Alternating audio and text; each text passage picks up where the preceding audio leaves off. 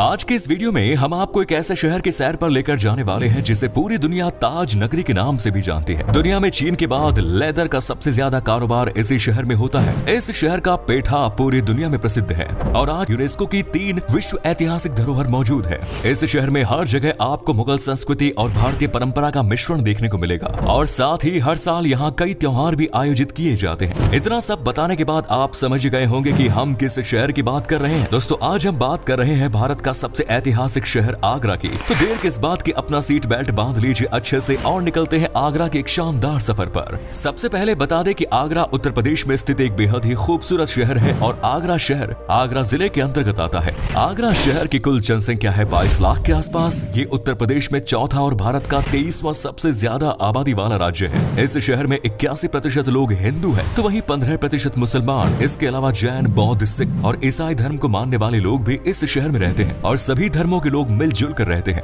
आगरा शहर यमुना नदी के किनारे पर बसा हुआ है। आपको जानकर हैरानी होगी कि एक समय यहाँ से बहने वाली यमुना नदी का पानी इतना ज्यादा साफ हुआ करता था कि इस नदी को ब्लू रिवर के नाम से जाना जाता था। ज्यादातर लोग आगरा को सिर्फ ताजमहल के लिए जानते हैं। ताजमहल तो इस शहर की शान है ही, लेकिन इसके अलावा भी इस शहर में देखने लायक बहुत सारी जगह है और साथ ही यहाँ का खाना भी काफी लाजवाब होता है। आज की इस वीडियो में हम आपको आगरा शहर के बारे में कई ऐसी बातें बताएंगे जिनके बारे में आपने पहले कभी नहीं सुना होगा। आगरा का इतिहास हजारों साल पुराना माना जाता है। कहा जाता है कि महाभारत काल से भी पहले से लोग यहाँ पर रह रहे हैं। महाभारत काल में आगरा को अग्रवन और अग्रबाण के नाम से जाना जाता था। इसके बाद कई बार आगरा का नाम बदला गया। एक समय इसे आर्य गृह का नाम भी दिया गया क्योंकि यहाँ पर आर्यों की संख्या काफी ज्यादा थी। इस शहर को आगरा नाम कैसे मिला, इसके बारे में भी कई बातें प्रचलित हैं। कुछ लोगों का कहना है कि अग्रवन का नाम ही बदलकर बाद में आगरा कर दिया गया था, तो कुछ इतिहासकार कहते हैं कि एक समय पर ये महान तपस्वी ऋषि अंगिरा की तपोभूमि हुआ करती थी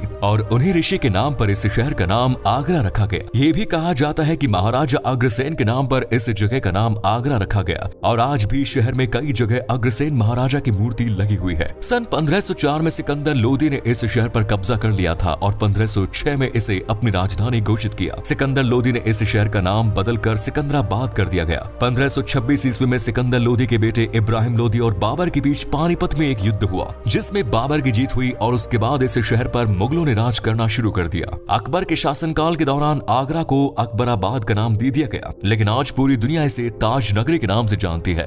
लिटरेसी रेट की बात करें तो आगरा का लिटरेसी रेट 73% के आसपास है। आगरा न सिर्फ उत्तर प्रदेश का बल्कि पूरे भारत की अर्थव्यवस्था को मजबूती प्रदान करने में अहम योगदान देता है। लैंग्वेज की बात करें तो आगरा में मुख्य रूप से हिंदी भाषा बोली जाती है। हालांकि कुछ लोग ब्रज और उर्दू जैसी भाषाओं का प्रयोग भी आम बोलचाल के दौरान करते हैं। आज के समय में आगरा की कुल जीडीपी $77 बिलियन के करीब पहुंच गई है, जिसमें टूरिज्म इंडस्ट्री का सबसे अहम योगदान है। इसके अलावा आगरा में ही भारत का सबसे बड़ा और विश्व में चीन के बाद दूसरा सबसे बड़ा चमड़े का कारोबार किया जाता है। यहाँ बनने वाले लेदर प्रोडक्ट्स, बैग्स, शूज और जैकेट्स की डिमांड यूरोप और अमेरिका जैसे देशों तक है। साथ ही चांदी का काम भी आगरा में काफी बड़े पैमाने पर किया जाता है। आगरा की एक बड़ी जनसंख्या कृषि पर भी निर्भर है। बाजरा, जौ, गेहूं और कपास का उत्पादन यहाँ प्रमुख रूप से किया जाता है। दोस्तों, दिल्ली के बाद आगरा भारत का दूसरा ऐसा शहर है जहाँ 10 से ज्यादा 5 स्टार होटल है। एक रिजॉर्ट के अनुसार साल 2019 में 70 लाख से ज्यादा लोग आगरा शहर घूमने के लिए आए थे और आगरा आने वाले हर शख्स एक बार ताजमहल का दीदार तो जरूर करता है।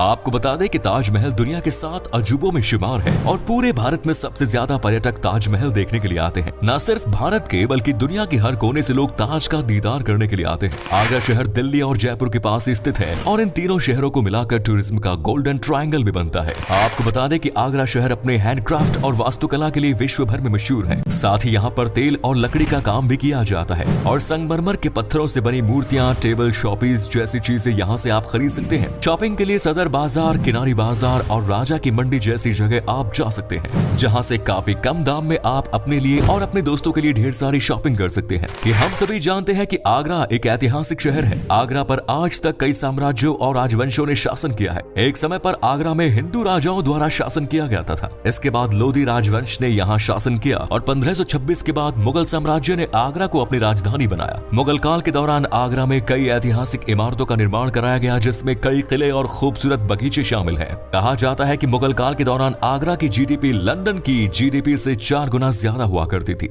1526 से लेकर 1639 तक मुगलों ने आगरा पर राज किया और इसके बाद उन्होंने अपनी राजधानी दिल्ली शिफ्ट कर दी। दी। बाबर के बाद हुमायूं, अकबर, जहांगीर, शाहजहां और औरंगजेब ने आगरा से ही सल्तनत संभाली थी। बीच में कुछ समय के लिए आगरा को अफगानों ने भी अपने कब्जे में ले लिया। मुगलों के बाद जाट राजा सूरजमल ने आगरा पर शासन किया, जिसके बाद मराठाओं ने इस पर हुकूमत की और 19वीं शताब्दी की शुरुआत में ब्रिटिश ईस्ट इंडिया कंपनी ने आगरा पर अपना वर्चस्व स्थापित कर लिया।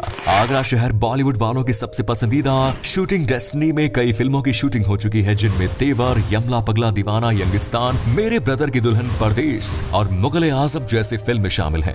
दोस्तों, आगरा का सेंट जॉन्स कॉलेज 172 साल पुराना कॉलेज है।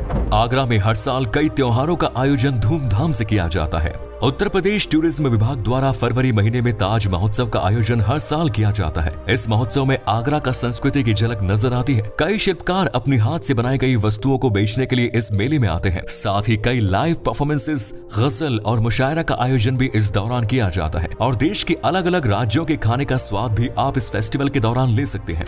आगरा जिले में बटेश्वर नाम की एक जगह है। यहाँ पर भगवान शिव को समर्पित 108 मंदिर है और हर साल यहाँ पर बटेश्वर मेले का आयोजन किया जाता है। कैलाश मेला और राम बारात जैसे आयोजन भी आगरा में किए जाते हैं। बात करें आगरा के खाने की, तो आगरा में हर जगह आपको पेठे की दुकानें जरूर नजर आएंगी। सैकड़ों पंछी पेठे की दुकानें यहाँ मौजूद हैं, लेकिन उनमें से असली पंछी पेठे वाला कौन है, ये कोई नहीं जानता। पेठे के बाद बेड़ई को सबसे ज्यादा पसंद किया जाता है। इसे आप बेड़मी भी कह सकते हैं और कई जगह पर एक प्रकार की कचौरी के नाम से भी इसे जाना जाता है। आगरा के पराठे खाने के बाद दिल्ली के पराठे वाली गली का स्वाद भी आप भूल जाएंगे। मुगलई खाने का स्वाद आप आगरा में जामा मस्जिद के आसपास की जगहों पर आसानी से लुत्फ उठा सकते हैं। चलिए अब आपको आगरा के उन जगहों के बारे में बताते हैं जहां आप घूमने के लिए जा सकते हैं। ताजमहल के बारे में तो आज पूरी दुनिया जानती है। इसका निर्माण मुगल साम्राज्य के दौरान शाहजहां ने अपनी बेगम मुमताज के लिए कराया था। दुनिया के 7 अजूबों में शुमार ताजमहल को प्यार के निशाने के तौर पर देखा जाता है। ताजमहल दिन में 3 अलग अलग रंगों में नजर आता है। सुबह के समय ये गुलाबी नजर आता है तो दिन की चमकती धूप में इसका रंग सफेद हो जाता है। शाम ढलते समय ये हल्का सुनहरा नजर आता है। ताजमहल बनाने के दौरान 20,000 से ज्यादा मजदूरों ने साथ मिलकर काम किया था और सन 1653 में इससे ये खूबसूरत इमारत बनकर तैयार हुई। ताजमहल के बारे में आज भी कई ऐसे रहस्य हैं जिनके बारे में कोई नहीं जानता। अगर आप चाहते हैं तो हम सिर्फ ताजमहल के ऊपर आपके लिए एक अलग वीडियो बना सकते हैं, बस आप कमेंट सेक्शन में जरूर बताएं। ताजमहल के बाद आगरा का किला सबसे प्रसिद्ध टूरिस्ट डेस्टिनेशन है। यहाँ पर आपको मुगल वास्तुकला का अद्भुत काम देखने को मिलेगा। आगरा फोर्ट कई राजाओं का घर रहा है। 12वीं शताब्दी के दौरान राजा बादल सिंह ने इस किले का नाम बदलकर बादलगढ़ रखा। समय समय पर कई राजाओं ने इस किले का अपने अनुसार निर्माण भी कराया। आज जो किला आपको देखने को मिलता है उसका निर्माण लाल बलुआ पत्थर से अकबर ने 1573 में कराया था और 1638 तक ये मुगलों का मूल निवास रहा। इसके अलावा जहांगीर महल, खास महल, मुसम्मन बुर्ज और नगीना मस्जिद इस किले के मुख्य आकर्षण है और ये महल यूनेस्को की विश्व ऐतिहासिक धरोहर में भी शामिल है। कहा जाता है कि विश्व प्रसिद्ध कोहिनूर हीरा लंबे समय तक आगरा के किले में ही रखा हुआ था। आगरा किले के बाहर छत्रपति शिवाजी महाराज की मूर्ति भी लगी हुई है। कई लोग सोचते हैं कि यहाँ पर शिवाजी महाराज की मूर्ति क्यों लगाई गई है। असल में एक बार मुगलों ने शिवाजी महाराज को बंदी बनाकर आगरा किले में कैद कर लिया था, लेकिन अपनी चतुराई और रणनीति के कारण वे यहाँ से निकलने में सफल हो गए और इसीलिए उनके सम्मान में आगरा किले के बाहर ये मूर्ति लगाई गई है।